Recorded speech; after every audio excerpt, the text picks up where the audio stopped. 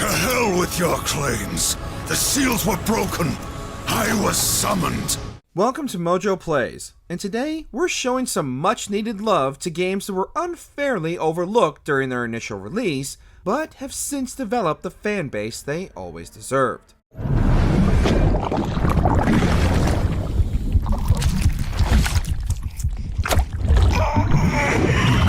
Before we continue, be sure to subscribe to our channel and ring the bell to get notified about our latest videos. Darksiders. Let's lay down a few ground rules.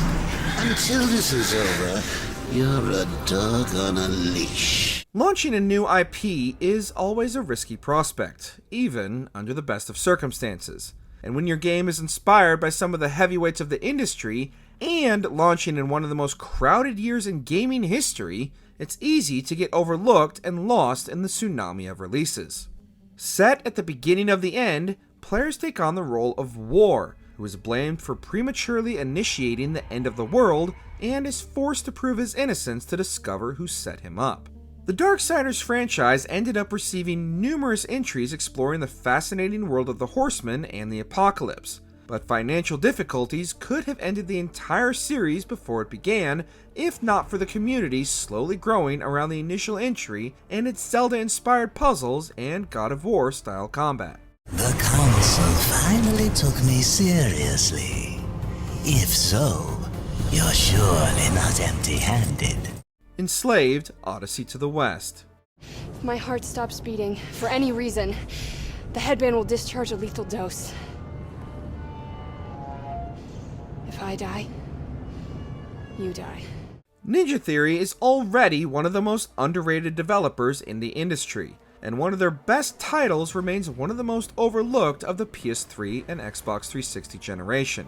Reteaming with the mocap king Andy Serkis after their PS3 exclusive Heavenly Sword, Enslaved Odyssey to the West reimagines the classic Chinese novel as a futuristic post-apocalyptic world overrun by deadly robots. Whereas most other dystopian features were drab worlds full of browns and grays, Enslaved interprets a future reclaimed by nature, and features a more vibrant and living world than any other of the generation. A pioneer in interactive storytelling, and penned by Hollywood screenwriter Alex Garland, the game received praise for its world building and story. But what made the game stand out was Andy Serkis's brilliant performance and motion capture, which has since become the industry standard. Excuse us a moment. Will you go and put your fingers in your ears? Did you just try and get me killed? Banjo-Kazooie, Nuts and Bolts. Rare's Banjo-Kazooie series is royalty in the platforming genre, and without a new entry in almost a decade after Banjo-Tooie, and a recent acquisition by Microsoft, fans had almost given up on a new adventure for the bear and bird until Nuts and Bolts. However, Nuts and Bolts wasn't exactly the return to form fans were expecting. Although the series' trademark platforming was still present, there was a much greater focus on building and customizing vehicles for the game's numerous challenges. While it retained many of the elements the series was known for, solid gameplay, a sharp and witty script, and vibrant, inventive world design, many couldn't overlook the vehicles, and the game received a lot of unnecessary criticism. However, with many more recent titles adapting similar vehicle customization options, Nuts and Bolts has since experienced a re-evaluation, and introduced an entire new generation to one of the greatest platforming duos in the genre, Alan Wake. The loose sheets of paper were pages from a manuscript entitled Departure. That was the name I planned to use for the next novel I had never gotten started. I was named the author. I hadn't written it. I couldn't remember writing it. Best known for their noir action-inspired Max Payne series, Alan Wake was a drastic departure for the developer, and would end up reshaping them into the narrative powerhouse they are known as today. Sadly, however, the story of a writer battling shadowy nightmares in a Twin Peaks-inspired town wasn't immediately a hit with players. Alan Wake took a unique episodic approach to its storytelling, and even featured real-life augmented reality content for fans to track down for further backstory and to uncover the mysteries of Bright Falls before Alan Wake had even arrived. The psychological thriller's cinematic atmosphere and eccentric cast of memorable characters made the game unique in a genre that was primarily focused on shock and gore, and the entire design of the game felt more like an interactive movie experience than a typical video game. Thankfully, it received an even more acclaimed sequel in 2023. It's not a lake. It's an ocean. Okami. Out of all the games Clover Studio crafted in their short lifespan, Okami is arguably the one that has managed to stand the test of time far longer than any of their other stellar titles. The use of a watercolor world, which the player can use their own paintbrush to create or destroy, along with a sweeping narrative deeply steeped in Japanese mythology and iconology, and some of the most gorgeous art design in the industry, Okami was the PS2's answer to Nintendo's Legend of Zelda series. Had sales for the game been better, it could have potentially been the start of another decade-spanning franchise. However, due to numerous re-releases and remasters, the Tale of Amaterasu and the Celestial Brush has earned the recognition it deserved, even if we'll seemingly never be lucky enough to see the series continue. Batman: Arkham Origins.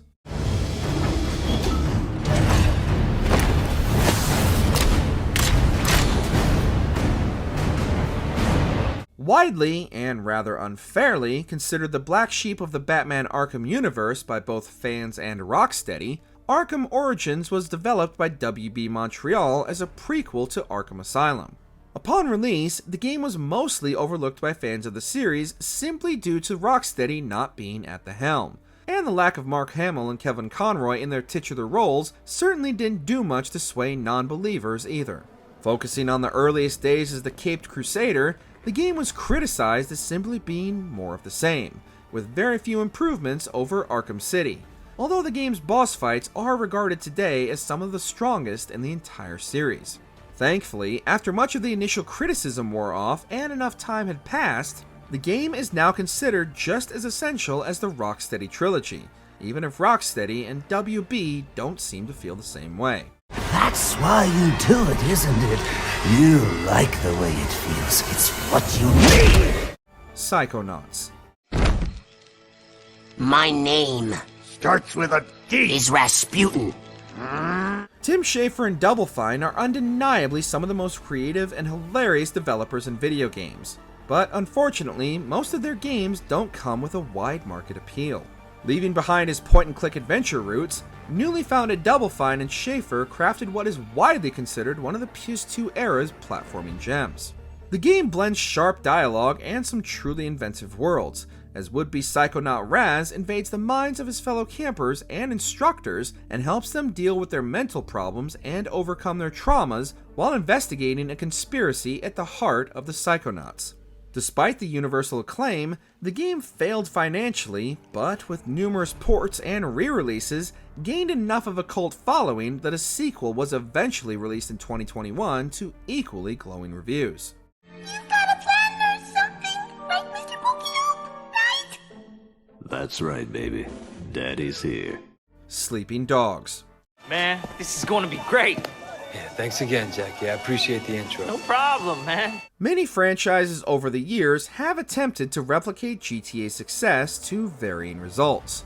Sleeping Dogs, itself a spiritual successor to another GTA wannabe series, True Crime, might not have revolutionized the genre at launch, but has since gained a substantial following in the years since. Set in the neon-soaked streets of Hong Kong, Sleeping Dogs differentiated itself from the other GTA contemporaries with its focus on melee combat, parkour-style traversal, interactive environments, and even a level-up system for players to tailor their playstyle as they wish. The story of Officer Wei Shin going deep undercover in the Triad was deeply engaging and well-written, and ended up being one of the standout aspects of the title. However, despite modest sales figures and positive reception, and because nothing is ever good enough for Square Enix, a planned sequel was cancelled before it got past the conceptual stages. Look at that. It's just about midnight. Then our time here is done. Sunset Overdrive.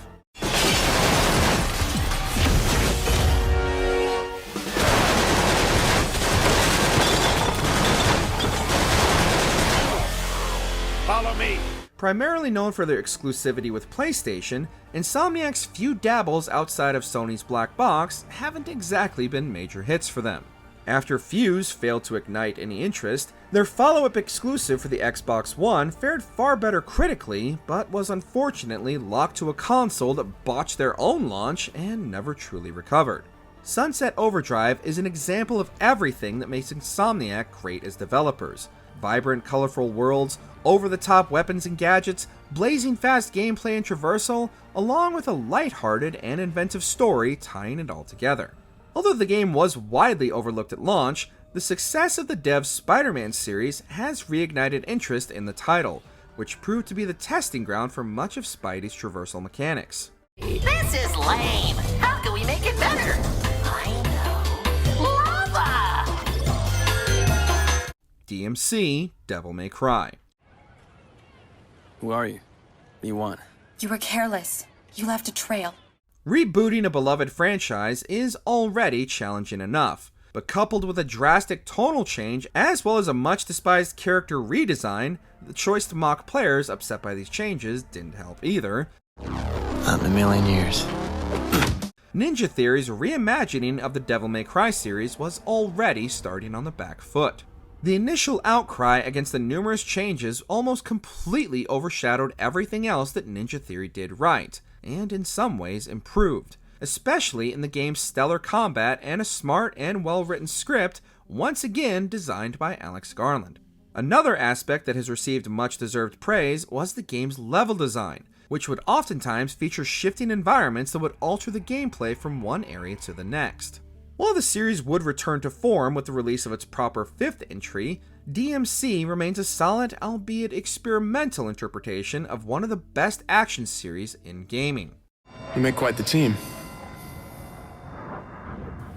I'm stronger. I'm smarter. I'm better looking. Deadly Premonition. See this? I got this when I arrested the Catwoman wannabe. Women. They're crazy. Don't you agree, Zach? Sometimes, despite all evidence to the contrary, a game will land with an audience for almost no discernible reason. Lambasted by critics upon its release, the Twin Peaks-inspired survival horror game slowly gained one of the most dedicated fan bases of any game ever released. Quite literally, everything works against the player, from the frustrating game mechanics to the severely outdated graphics and gameplay design, to the bizarre storyline and main character who will routinely have conversations with, and about his coffee. Did you see that, Zach? Clear as a crisp spring morning. F.K. in the coffee. The game is almost designed for players to have a miserable experience. Perhaps because of this, the community loved it even more.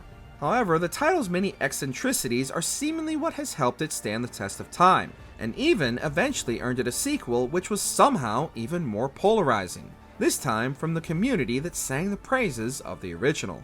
Excellent. I was just about to ask if you could take me there. Spec Ops: The Line. Status is chafed, sir.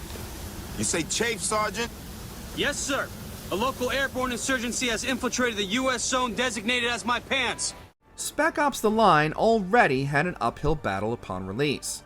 A sequel only in name to a series of bargain bin shooters from the PS1 era, Spec Ops: The Line was initially presented as yet another generic third-person militaristic cover shooter with only the unique desert setting and sand mechanics helping the game stand out. But those who stuck with the game would end up experiencing one of the most harrowing and downright unsettling narratives in gaming that completely re-examined the genre itself, while also highlighting the moral ambiguity of the player's actions. Based heavily on the Heart of Darkness and Apocalypse Now, the game's marketing failed to capture these elements, and the game was widely overlooked upon release, leading to a disappointing reception and sales. Thankfully, in the years since, the title has gained a significant following, and is widely considered to have one of the best and most impactful storylines in all of gaming. You don't mind me asking, what was it like? How'd you survive all this? Who said I did? Bioshock 2.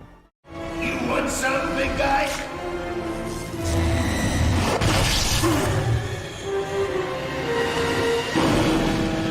Following up what is widely considered one of the greatest games of all time is no easy task, especially without the same creative team at the helm for a sequel that many felt was unnecessary in the first place. To their credit, 2K Marin made some welcome improvements to the formula established by the original, namely the ability to use both guns and plasmids at the same time, and a unique spin on the return to Rapture by focusing on the very first Big Daddy specimen and the new threat of the Big Sister. Players were also able to explore previously closed sections of the city, and experience multiple endings based on the player's actions. The game even featured an interesting take on multiplayer, focused on the initial downfall of Rapture and eventually what is widely considered one of the greatest pieces of DLC content of all time, Minerva's Den. For you, mercy was victory. You sacrificed. You endured. Beyond Good and Evil. Don't you worry, Paige. Everything will be fine. If you want, I'll go alone. No, it's just okay, we'll go together. But I'm sticking to you like bees on honey, whether you like it or not. The poster child for cult classic, Beyond Good and Evil was widely overlooked during its initial release in favor of Ubisoft's own Prince of Persia: The Sands of Time, and despite the almost universal praise from critics, failed to make a dent in units sold. However, after numerous re-releases and good word of mouth, the game's reputation slowly began to grow. The mix of stealth, investigative gameplay, an intriguing futuristic world and characters, especially protagonist Jade herself and her struggle against an oppressive regime, and the government cover-up of an alien invasion, struck a chord with players and became enough of a hit that a sequel was eventually put into production. The less said about the status of that game, the better. But, at the very least, the experimental original is still widely regarded as one of the best games of its generation, and still holds up remarkably well even today. Yeah, well you guys are not what I'd call as fast as a speeding bullet. Keep doing nothing, and next time, there'll be nothing left here to save. Spider-Man: Web of Shadows. When this is said and done, who will the people remember as their savior? We as gamers were spoiled for choice when it came to Spider-Man adventures back in the 2010s. Between Beanox's Spider-Man Shattered Dimensions and Edge of Time, and the numerous movie tie-in games, there was an overabundance of web-swinging adventures for fans of the webhead. However, one that is often overlooked when compared to those other entries is the symbiotic-centric adventure Web of Shadows. Along with a focus on aerial combat, what made this Spidey outing stand out was its focus on player choice, as Spidey could instantly switch between his usual red and blues and the black suit, leading to good and evil choices throughout the story. With all of New York open for players to explore, as well as too many Marvel character cameos to count, Web of Shadows offered something unique for players at a time when the biggest improvement between titles was how well web swinging was implemented into the game. Things look pretty good for our hero. Oh my god. Are you narrating? Titanfall 2. Range 95 meters. Projectile mass 89 kilograms. Trust me.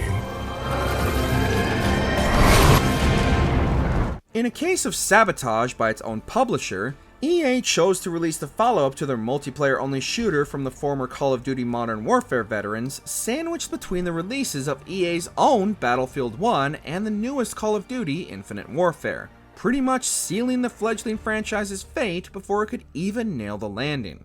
However, over the years, and thanks to a very dedicated community, Titanfall 2's popularity has only grown while both Battlefield 1 and Infinite Warfare have long been forgotten. Not only was the game's multiplayer as solid as ever, mixing the familiar run-and-gun combat with parkour traversal and mech combat, the game's single-player storyline has been lauded as one of the greatest in the genre. Sadly, with the majority of Respawn's development team focused on Apex Legends and the Star Wars Jedi series, the much-anticipated and demanded follow-up will never make Titanfall. I don't know what that'll feel like, to get assigned a new Titan. I kinda like the old one. Death Stranding. Once there was an explosion.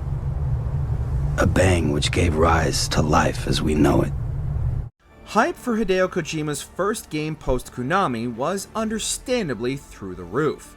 The mere fact that Kojima was re-teaming with Silent Hill star Norman Reedus led many to believe the latest game from the auteur was a spiritual successor to the horror franchise, or at least something more akin to Kojima's famed Metal Gear series. What gamers got instead was the first Strand-type game, and was immediately labeled as a postal service walking simulator. The disappointment for the creator attempting something new led many to immediately write the game off, and the scathing reviews from many outlets that seemed to expect more of the same didn't help either. However, in the years since, and especially since the pandemic, the director's vision has become much clearer, and the seemingly outlandish storyline that drove the entire concept forward has become one of the most widely praised of Kojima's career. This will keep us connected. See you when I see you. Fallout New Vegas. Whoa, easy there, easy. You've been out cold a couple of days now. Why don't you just relax a second? Get your bearings. There once was a time when Obsidian was more renowned for their numerous bugs, glitches, and seemingly rushed games than they were for the quality of the games they created. Shortly after the rushed production of the KOTOR sequel, Obsidian was once again rushed with the development of the follow-up to Bethesda's Fallout 3. This time, only given 18 months to design and create a fully fledged open-world sequel to the wildly successful game. Truth is, the game was rigged from the start.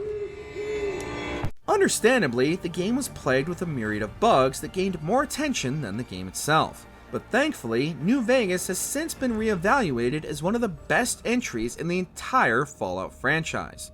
Far surpassing the options for player choice driven gameplay than even Bethesda's titles, New Vegas has since become the benchmark for the series, and has endured far longer and developed more of a dedicated following than even the most recent Fallout games. In the new world of the Mojave Wasteland, fighting continued, blood was spilled, and many lived and died just as they had in the old world. Mad Max. He was one such man, one who had lost all, over and over, and to this, he had lost his sanity. An unfortunate case in which the game not only missed the release window of the film it shared its namesake with, but also had the even further misfortune of sharing the same release date as what would end up being the final entry in Kojima's Metal Gear Solid legacy. Those who gave the game a chance, however, found one of the best interactive Mad Max apocalyptic experiences, thanks in no small part to Just Cause developer Avalanche Studios' pedigree for open-world chaos. With the driving force behind the adventure of building the ultimate wasteland machine and a focus on vehicular combat, as well as a completely barren yet detailed wasteland open to explore, the use of the Arkham-style combat was a perfect fit for Max's furious and frenetic encounters with the Warboys and their many encampments. The perfect mix of isolation and action, Mad Max is the ultimate road warrior experience. Praise be! Her juices flow! Her valves are aglow with the cuttering pistons blow by blow! Yes! Days Gone. What is that smell? Freakerness. From the smell of it, more than a couple. Stay close. Throughout the PS4 era, Sony developed a reputation for polished single-player experiences. However, if they'd only delayed Days Gone by a few weeks, then maybe Sony and Bend Studio would have yet another new PlayStation franchise. Sadly, the copies that were sent to review outlets were missing the Day 1 patch, and the game suffered from numerous bugs and glitches. Many outlets also didn't give the zombie shooter a second chance after all the issues were ironed out. Gamers, however, rallied around the game like the many freaker hordes and called out Sony for essentially sending the game out to die in its initial state. While Days Gone wasn't especially revolutionary, Deacon St. John eventually won over many of his detractors, and gamers equally loved the loop of scavenging and freaker horde combat so much that the news of a potential sequel being cancelled was a devastating blow to the growing fanbase. With the help of men like you, we're going to take back this world. What video game do you feel deserves more love and recognition than it received? Share your picks down in the comments. Did you enjoy this video? Check out these other clips from MojoPlays, and be sure to subscribe and ring the bell to be notified about our latest videos.